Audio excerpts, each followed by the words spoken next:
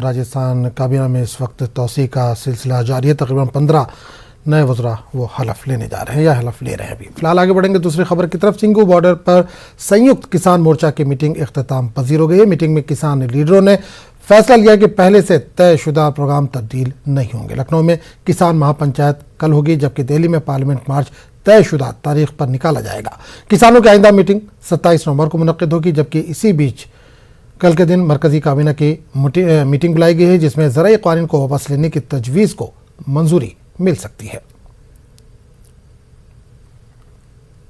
कानून रिपील करने के लिए प्राइम मिनिस्टर ने ऐलान किया है, उस पर चर्चा हुई।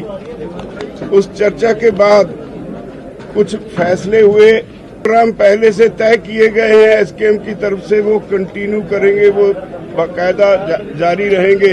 22 को लखनऊ में किसान पंचायत होगी और 29 का वो जो पार्लियामेंट कूच है वो that stands as it is, वो अभी वैसे ही रहेगा।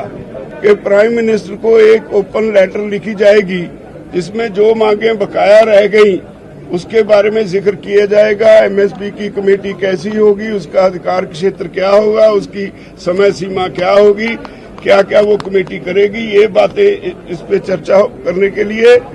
और जो बिजली शोध बिल 2020 उन्होंने हमसे वादा किया था, अभी तक पार्लियामेंट में पेश नहीं हुआ।